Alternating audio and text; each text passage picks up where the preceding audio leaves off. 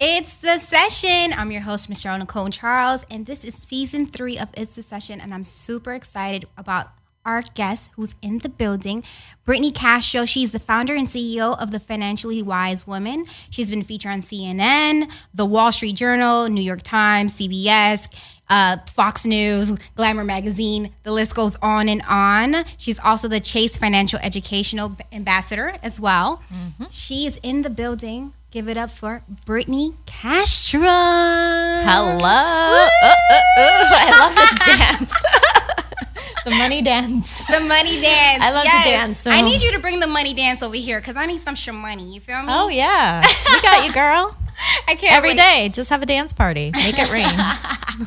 The rain dance, money dance. So how you doing, Brittney? I'm fabulous. Just got back from a trip to Vegas, so it's good to be home in LA. Yes, how was Vegas? Vegas was lit. Vegas was lit. There you go.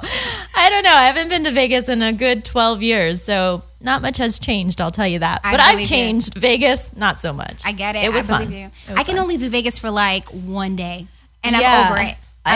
It was an experience. This was a completely different Vegas trip. It was like a meditation retreat that I was on, so it was a whole different experience. That's challenging. Integrating the world in meditation into the world. Yeah, it was fun. I learned a ton, which is all what life is about. Absolutely. Mm-hmm. Absolutely. So, Brittney, I'm just going to get right into it because that's just what I do. Let's do it. Make it do what it do. So I just want to know, how did you know you had a passion for what you're doing right now? You know, like, how did you get your start in the career that you're in? Yeah, I love it. So I didn't know I was going to be a financial planner and have this company for women. But in college, I did study business economics. And I, at that point, thought I wanted to be an event planner and plan parties and weddings because I love planning. I love people. And I love this element of just like, you know, enjoying life. But I was also really good at business. I always wanted to be a businesswoman.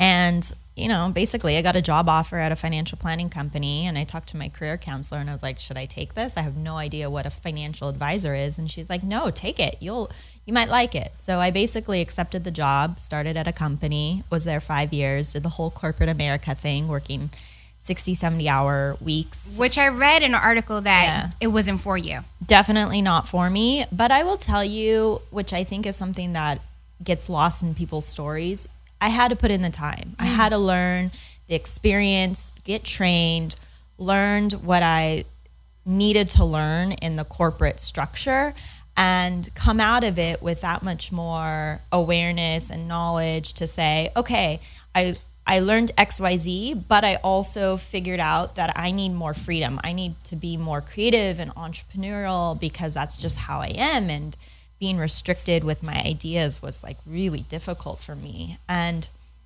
so after 5 years, I just explored what options I have to stay in the business of financial planning and also just like what else would I do if I wasn't doing this. So I had one of those like, you know, quarter life crisis times. And it turns out I was like, no, I enjoy helping people with money. I enjoy financial planning. I just want to be able to do it my own way. Right. Because especially being a woman in finance, I'm like an anomaly. Like it's pretty rare. And I was like you, like petite, showing up to all these conferences with like 95% male, older advisors. And I was like the odd woman out always. And I just started to really explore this idea of helping more women like me with money. So in 2010, I left, got my CFP designation, went to this independent firm in Brentwood, which is in LA, and I started to study online marketing. So I started a blog called Financially Wise Women, and that was my blog because at that time, that's when like a lot of, you know, beauty and fashion bloggers were becoming really like, you know, prominent, known. And I thought, oh man, I want to be able to talk about money in this like fun and easy way for women and do it like that. And I hated writing. Like I hate writing. So I thought, okay, I'm just going to start a YouTube channel and start these vlogs. And that was kind of my thing. So Financially Wise Women for a few years was just my blog. And then after a few years at that company, I realized I need even more freedom to do everything I wanted to do, like speaking and online courses and just like go for it, you know? So I left and I was like, all right, I'm just going to start my own financial firm. It's kind of like you don't know what you don't know. And that's the best thing actually for entrepreneurs because you just got to dive in and take the risk and go for it. So I did. And here I am almost 5 years later. Okay. So tell me about the beginning stages when you first started your company. Girl, this is also part of the story. It was hard. It is not easy. And I was 28. I had just ended a 6-year relationship. I was like devastated. And I was like, well, no better time than now. So I'm just going to start my own financial firm, figure out all this legal and compliance stuff, because there's a lot of legal and compliance stuff when you do financial planning and you want to create your own firm. Financially learn how to like support myself and invest in this business, which I really wanted to do. So I actually depleted my savings, depleted my retirement accounts, which is like a huge no, right? But at that time I was like, well, I'm the most important person. My goals, my dreams are the most important. And if I'm not investing in myself, and what am I really doing here? You know, if I'm not taking the risk, then like, I don't want to wake up when I'm 80 and regret. Like, I'm just not that person. So I did it, and it was challenging. Like, it was all the insecurities, all the doubts, like crying on the bathroom floor. Like, you know, no joke. This stuff gets real. Yeah, it's struggle.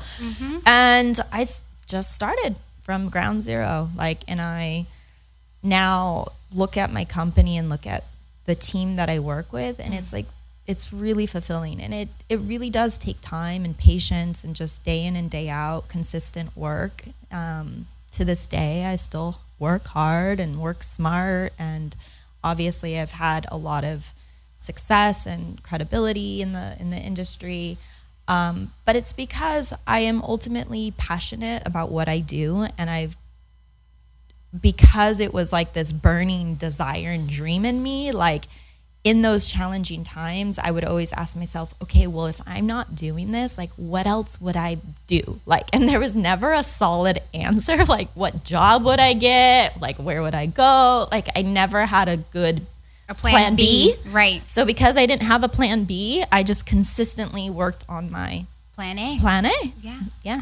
Brilliant. I love it. So you didn't come from parents who are entrepreneurs. No. How was that experience explaining to them that you were going to move forward, leave corporate America, stability to go do your own thing? Were they supportive? Did they understand? How was that process? I think my parents, like a lot of parents, love me and care about me. And in the beginning, they didn't necessarily understand what I was doing. And I actually, I would tell them, but when they were like worried or concerned, then it fed my own worry and doubts. And I learned that, oh my God, I can't.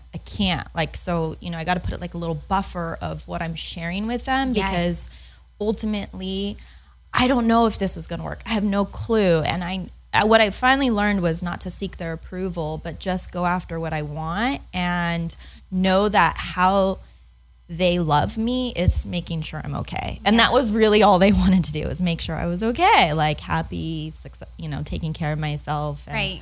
And so now they're so supportive. They've been so supportive the whole time, but like now they get it. Now they get it, because they've seen like the fruits of your labor. Yeah, they can see, you know. That's amazing. I know they're so proud of you. Yeah, they are. They're so proud. That's dope. All right, so we're gonna move into the good stuff. Well, it's not like what you just... That wasn't good. Well,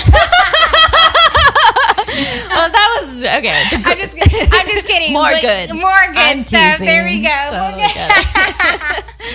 All right, so I'm going to be completely transparent. I'm going to be honest with you. I am the worst when it comes to like saving money. I don't budget. Like, what is the first step for someone who wants to make a change in improving their finances for the better? Can I tell you, are you open to my feedback? Honest? Yeah. I would say the first thing that you need to do is stop saying that you're not good at it. Ooh, because that's... Wow. No, and I mean that seriously, because so much of money is the mindset. And I think you're not alone. Like, a lot of people share that same thing. Like, I'm not good at it. I'm a creative. I never learned this. My parents didn't teach me.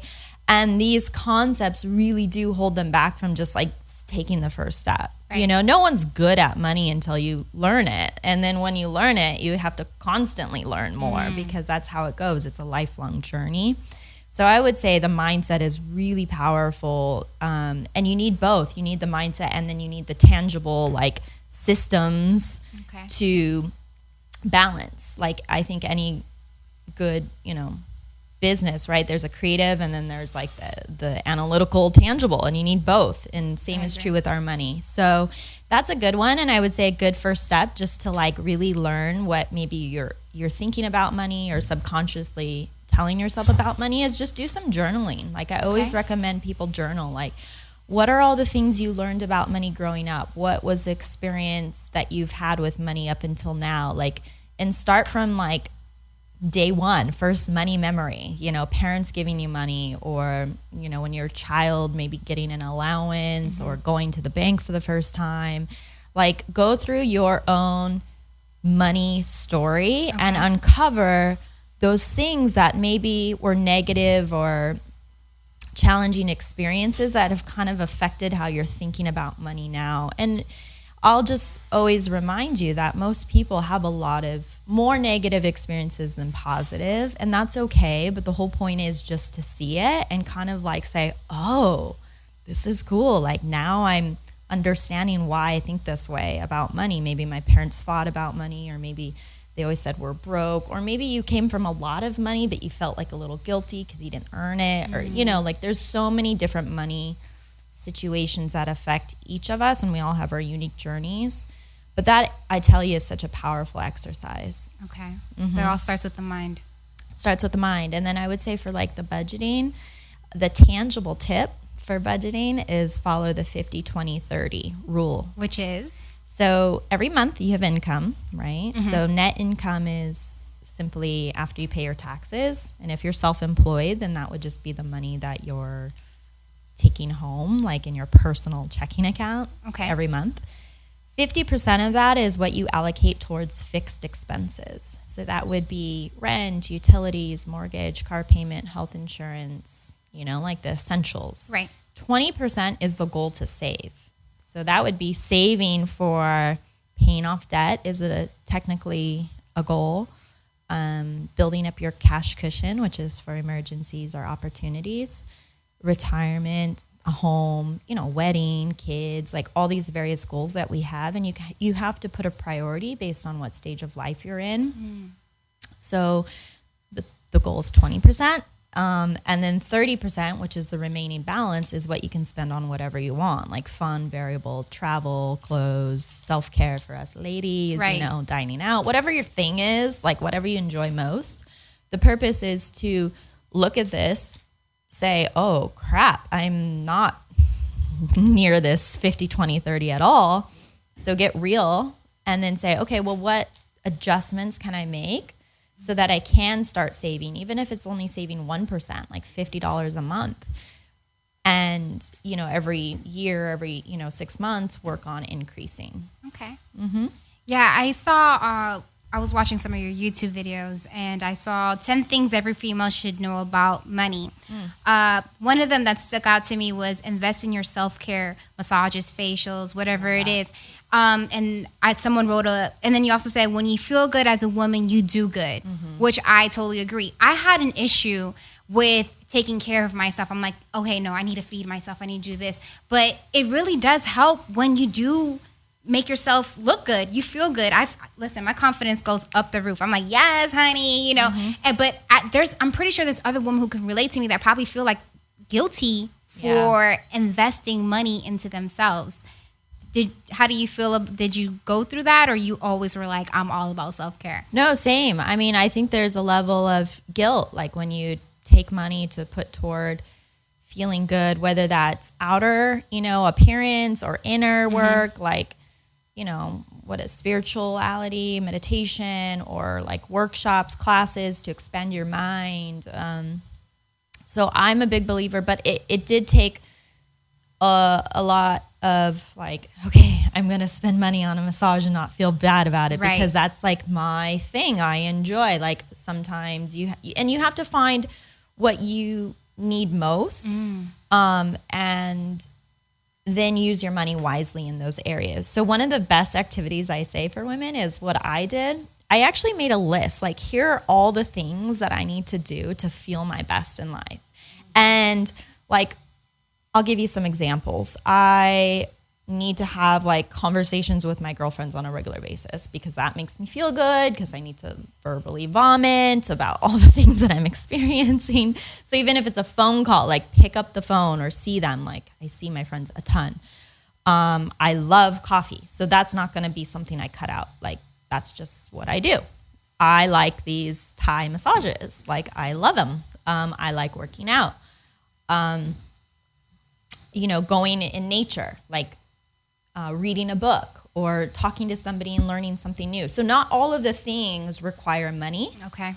But what I got clear on that list, and I just made sure it's not always perfect. Look, life is not perfect, but now I'm very aware of like what I need. If I'm feeling off or something, I'll say, oh God, I need to just go like take a walk or call a friend or go take like a workout class or go dance, Right. Do something that makes, like you said, will make me get out of that like funk and feel my best. So then I could go into my life and take care of everything else that needs my love and energy, family, friends, my business, my clients. I have like a lot of things that I take care of.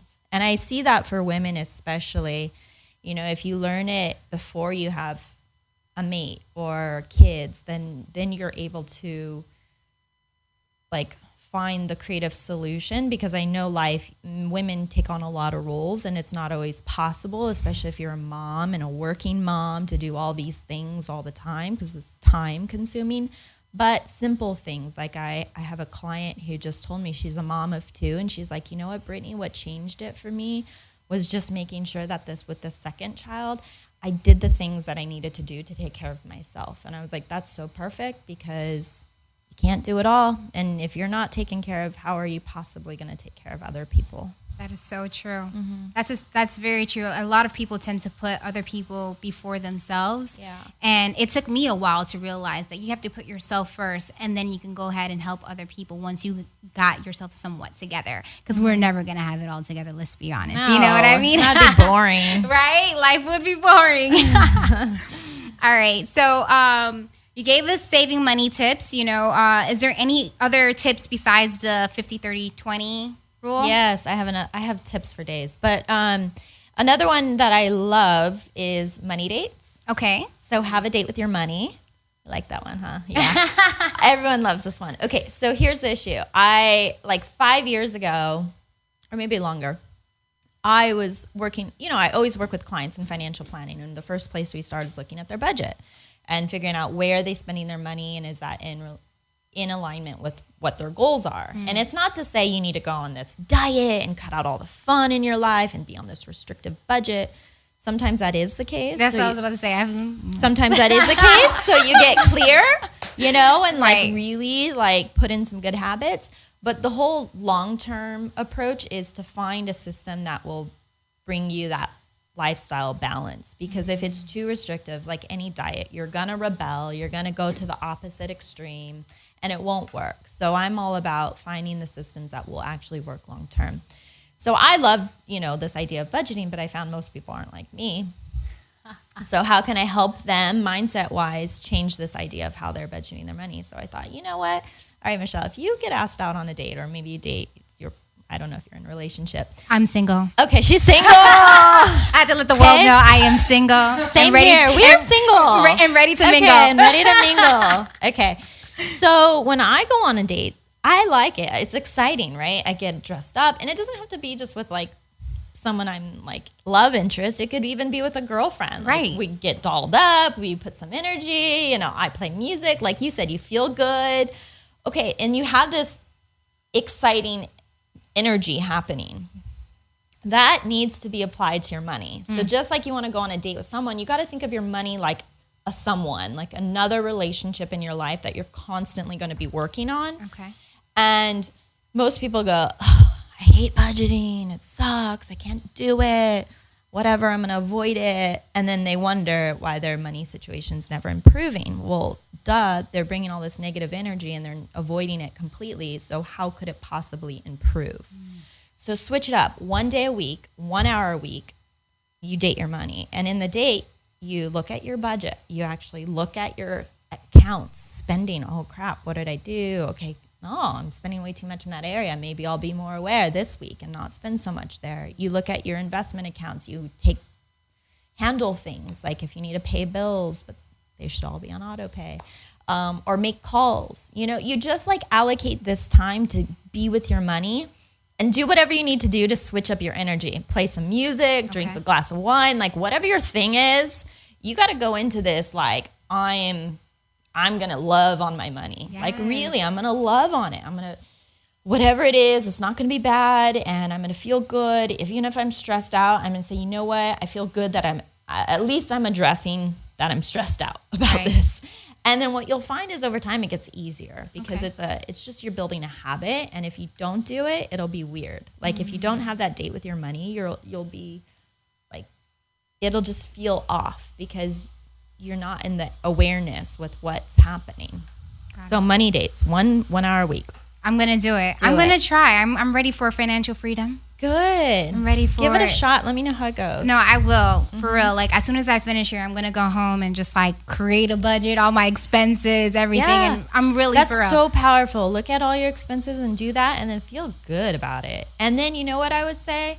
Have a buddy, like a money buddy. Okay. Like someone, like one of your best girlfriends that you can be real with, talk about this stuff. Like, here's what I'm doing. Let's do it together. That is so important. You need people. You need people around you who think the way you think, want to improve their situations, because it will get hard, and you need those reminders. Yes. And you need someone to celebrate with you and understand, like, do you know what I just did? I, like, listed out all my expenses, and they'll be like, yes, Michelle, you know what I mean? Right, we need that. We need people who are gonna cheer us on. Yeah, with us. I agree. Oh, I love it. So what are the common mistakes that people make with their finances? One, I would say, is they avoid. A lot of people avoid, especially I find women. And it's just whatever the reason is, it doesn't really matter. But I always remind people, you're not alone. You're not the only one. Like everybody has challenges, even me, with budgeting, saving, investing, doing all the things we need to do. So don't avoid it. Just do what you can and take those baby steps and build upon them. Because avoidance only keeps you stuck in that same situation. But if you're brave and courageous enough to really face it, then you can work on changing if you don't like what you see. So avoiding is a big one. I would say another one is just the lack of the budgeting. Like a lot of people just don't really know where they're spending their money, which is also like an avoiding behavior. Guilty. Again, think of it like, oh, well, if I notice I'm spending too much money, I don't know, let's just say dining out, right? That's my issue. That's the number one. Food, of course, is the number one for everybody. So if you find, oh, look, I'm spending X amount of dollars per month dining out, let me see if I could reduce that by $100 a month and see how that goes, right? Like, so kind of like give yourself games and little challenges, so it's not like all of a sudden I'm never going to dine out again in my life. Right. No, that's not real.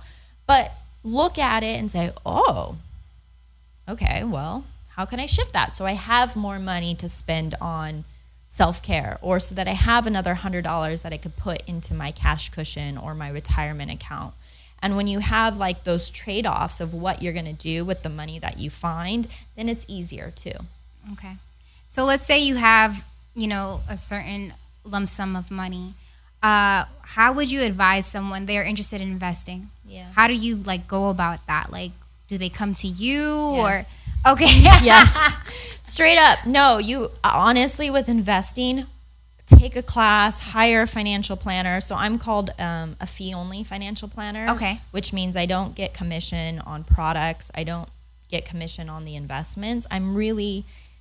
And other financial planners charge... Yeah, who do that. And that's okay too, but like my job is I charge flat fees. I educate my clients, get their budget set up, help them understand what investing is, how to invest, which account to open, how to put it in, which investments, we call them mutual funds or ETFs, to invest in that account, how it's going to work. And that is an education in itself that you need to invest in. You need to invest in a financial education. So whether that's through courses or books, or you just go direct to a financial planner like me to expedite all of that. That would be me. Yeah. Because I don't got most time people. for it. Most people, unless you're really going to like do it yourself, like just hire a professional to help you so that you don't make all these mistakes investing your money, because most mistakes are made because people don't understand the stock market, understand real estate, and things that will grow your money more than just your bank account. So if you have a lump sum of money that you're really looking to invest, I would say get a financial planner, get a plan in place, know what you're investing for, understand the risks, returns of that, know what to expect. And then that way, you're just going to set up a solid foundation that will, again, last the long term. It's not always this immediate hot stock idea, put all your money. It's not gambling like Vegas, right? Go to Vegas, have fun. If you want to gamble some money, go for it. But like a portion. Most of your money should be just in a really diversified investment account. Okay. Long-term focus, and a good financial plan will help you do that. Okay. So how long does it take for you to see a return when does it depend what you invest in or okay. Yeah, and actually I have a really good online course called the Money Class. So if you go to my website financiallywisewomen.com, you'll be able to see this course, and it's a 6-week curriculum. It's basically you buy the course, you learn these, key principles, mindset, budgeting, cash cushion, goal setting, investing, retirement. So that teaches you the basic curriculum, like a financial education. And then what we're releasing actually in a few months is the investing course to then follow that up. So women will learn exactly how to invest their money wisely. And like I said, you really have to take the time, money, and energy to learning what you need to learn. Even if you hire someone like me to help you, I always say at the end of the day, it's your money. Right, you need to understand. You have to know it's your decision, it's your money. I want to educate you so you're confident making the right decision. But if at any time you think, I'm just going to pay this person to do it completely, and you do this whole I don't know, I don't need to know, they're taking care of it, that should be a red flag. Okay. Because no one is going to care more about your financial life than you. Yourself. Exactly. Anyway, anything in life, right? And a lot of women too, I'll see them do that with their significant others. Like husband's taking care of it. I'm like, perfect, that's great. He can definitely take care of it, but still know what's happening. So you're not all of a sudden blinded, get a divorce, widowed later in life, and have no clue how to manage money. And that's your mission, just to help women and couples, correct? Women and couples. And I think it's a partnership. I think it's beautiful when people can come together and really talk about money. I mean, it's still the number one reason for divorces. It's such that topic that nobody talks about. And it's so much easier when you start talking about money in your relationship. It really is. It's not easy to begin because there's a lot of uncomfortable feelings, but once you do, and it's kind of like the money date, do have a conversation a little bit every week. If you're in a relationship, have a money date together. Hey, honey, let's talk about it. Let's look. This is scary for me. It may be scary for you. We come from different paths with money. You might be a spender. I might be a saver, vice versa. Where queens unite to share their light.